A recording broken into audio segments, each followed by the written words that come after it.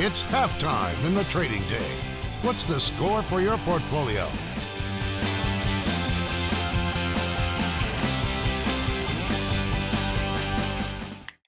Welcome to Power Lunch. I'm Stephen Ladd. Today we're focusing on Telkomsel, the largest cell phone company in Indonesia. Indonesia has had strong GDP growth, around 5 to 7% annually. It's also the fourth largest population, with growing cell phone usage in the country. The company was created through deregulation in the industry in 1995, which opened for private competition to come to the market. Telkomsel is still currently 65% owned by a state-owned enterprise, and Singtel, Singaporean telco, came to the market and bought a stake 15 years ago. With 45% market share in a competitive market, a strong, effective corporate strategy is needed. Our Indonesian correspondent, Tommy Yusuf, had a chance to visit the company to find out more. Let's take a look. Good afternoon, everyone. Here I am standing in front of Telkomsel's headquarters here in Jakarta, Indonesia. And we are here to interview a senior officer of the company in charge of the business control. And he has privileged us some of his busy time to answer our questions with regard to a turning point where Telkomsel changed its strategy in 2012. Let's get to it then. I sat down with Mr. Andi Setiawan, the General Manager of Investor Relations, to discuss the company's recent changes in strategy. We have read about the recent changes in your corporate strategy. Could you please tell us a little about when this all started? 2012 was a decisive year for Telkomsel as we formulate our midterm objective from 2012 until 2015. We call it the Triple Three objective, which is we want to enhance our enterprise value, we want to significantly increase our revenue, and we want to increase our digital business contribution. So how we achieve those objectives is through 5-part growth, where we want to exploit legacy business, voice and SMS, and then we want to grow digital business through the development of infrastructure which focus to develop the digital business. And then we also want to grow digital services, which consists of digital lifestyle, digital payment, digital advertising. And then we also want to invest in the innovation, such as startup companies. And then lastly, we want to selectively acquire inorganically in the context of Telkom and Singtel. Focus on digital systems seems to be a key initiative in your new strategy. Could you tell us a little more about that? Our core transformation program in digital business is DNA. It's device, network, and applications. In terms of device, we established partnership with international and local smartphone vendors to encourage smartphone adoption in Indonesia. In terms of network, we keep deploying 3G BTS to support the high demand growth for data, which reflect from the high growth in traffic, more than 100% year-on-year in the last couple of years. In terms of application, we encourage internet education and drive content application development. Innovation is a current buzzword, and you mentioned a little bit about it earlier. What investments have you made towards innovations? We implement several innovative programs such as Mobile Grapari Indonesia. Mobile Grapari itself is a program to provide one-stop mobile solution for product sales, handset bundling, customer care for our customers in all of Indonesia, especially in the rural and untapped areas.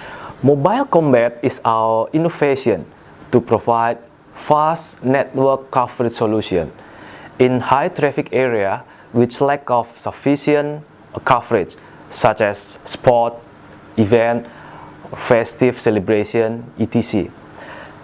This is our commitment to provide the best experience for our subscribers in all of Indonesia.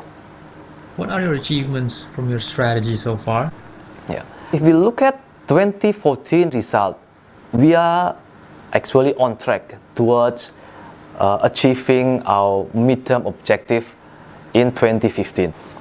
In terms of digital business contribution itself, 2014 we recorded around 24%, increased significantly from last year of around 19%. In terms of financial result, Telkomsel recorded an excellent result as we have double-digit growth in revenue, EBITDA and net income. We call it triple double-digit growth. Okay, Andy, thank Yeah. you very much for your time. Thanks, Tommy. As you can see, we've got an esteemed panel assembled here to talk more on Telkomsel. I'm joined here by Liz Neglestad. Liz is a senior consultant with McKinsey.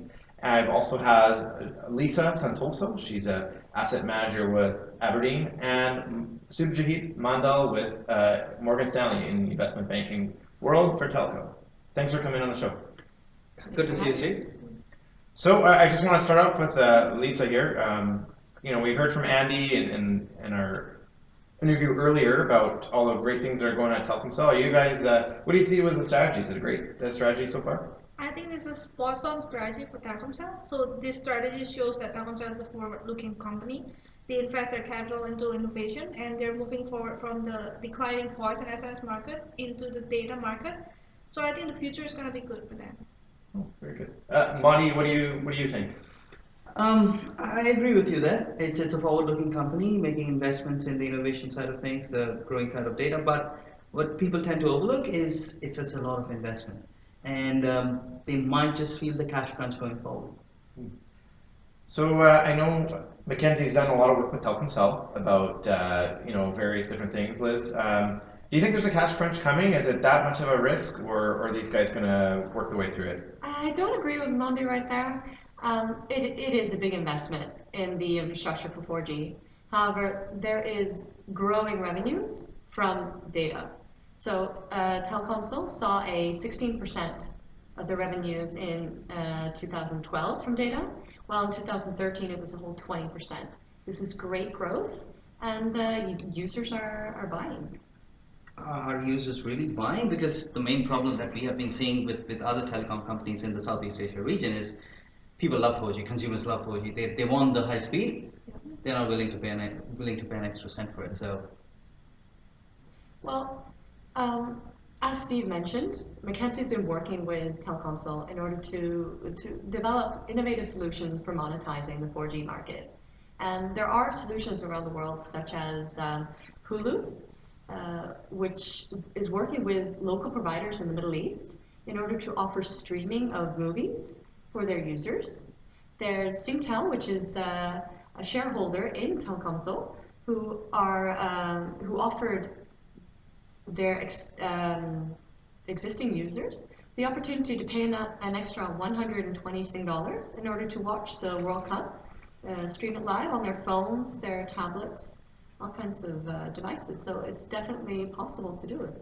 I think one of the problems, though, that we found in this region and across the world is you have to be right there on with the market to get it and respond right away. And Telkomsel being associated with an SOE, very bureaucratic. Maybe Lisa, you guys have taken some time to analyze this. Are they drifting away from that to more of a private company model, or are we still looking at more of a bureaucratic organization? Yeah, actually they're on the right track into more like a fast deciding company. So actually they're now introducing new culture, which is the Telkomsel way. So basically they're deploying their employee more into the area to make a faster decision. 60% the area and then 40% the HQ.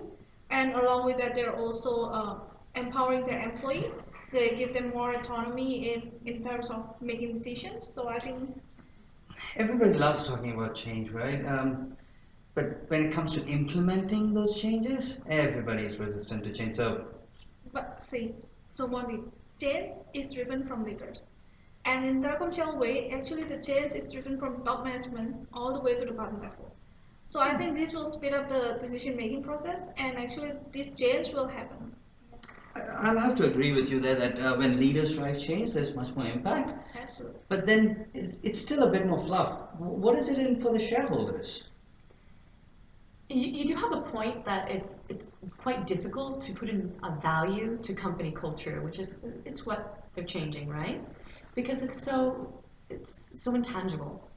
But Telkomsel has strategies that seem intangible but do add value to the company, such as the MBA sponsorship, which allows employees to attain skills outside, maybe even abroad, bring those skills back to the company. Now that's value for that employee, it's value to the company, and it's value to other employees in that company that can learn from that employee.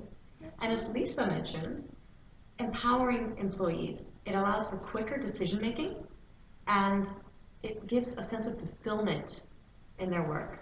Now this is good social governance, right?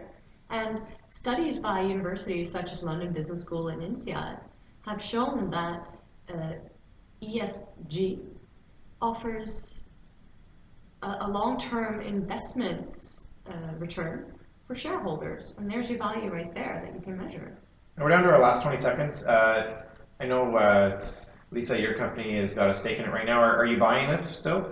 Absolutely, I'm buying because the company's there, future is there, market is growing. Liz, what would you do? Buy, sell, hold this stock? Absolutely buying. They've got good strategies in place and they're quite innovative. Definitely buying. Mondi, what do you think? I came in here walking thinking it's a sell, but the ladies have convinced me, so I'll hold on to it for the time being. Excellent. Well, thanks for joining us. There'll be more Power Lunch after this.